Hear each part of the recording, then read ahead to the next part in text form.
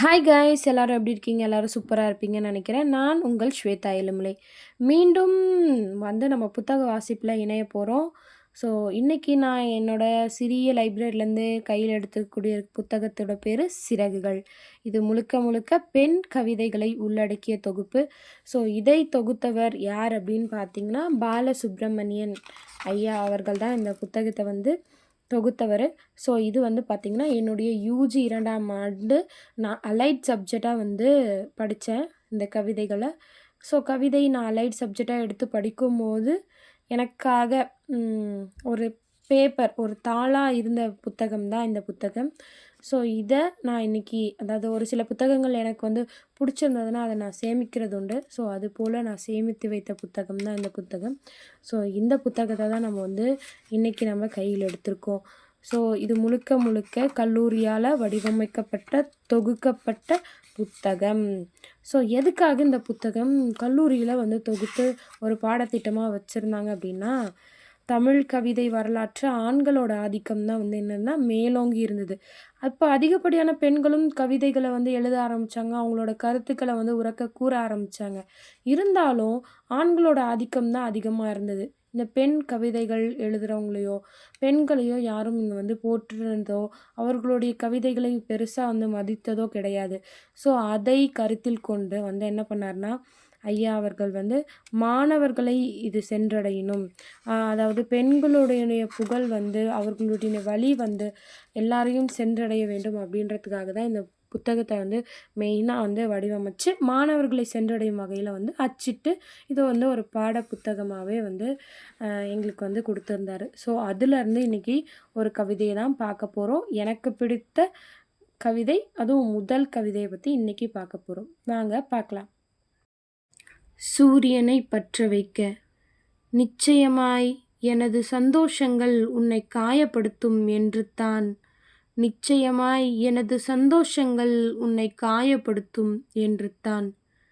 கண்ணீர் கூட்டுக்குள் ஒரு துயரமாகவே என்னை வாழவிட்டாய்.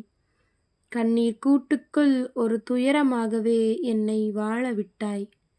வலிமை மிகு நம்பிக்கைகள் உதிர்ந்து போகும்படி, வலிமை மிகு நம்பிக்கைகள் உதிர்ந்து போகும்படி தோல்வியை நோக்கியே துரத்துகிறாய், தோல்வியை நோக்கியே துரத்துகிறாய்.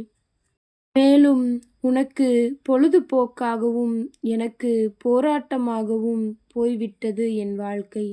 மேலும் உனக்கு பொழுதுபோக்காகவும் எனக்கு போராட்டமாகவும் போய்விட்டது என் வாழ்க்கை. நீ கனவு காண்பதற்காக என் கண்களை பறித்தாய். நீ கனவு காண்பதற்காக என் கண்களை பறித்தாய். நீ உலாவி மகிழ்வதற்காக என் கால்களை தடுத்தாய். நீ உலாவி மகிழ்வதற்காக என் கால்களை தடுத்தாய்.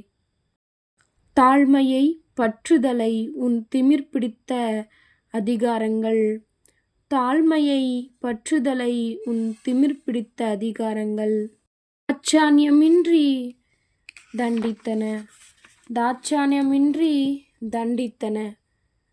அன்பும் இரக்கமும் வசீகரமும் பொருந்திய என் இறகுகளை பிடுங்கி பிடுங்கி உன் கரைபடிந்த பற்களை இன்னும் எத்தனை காலத்துக்கு தேய்த்து கொண்டிருப்பாய்.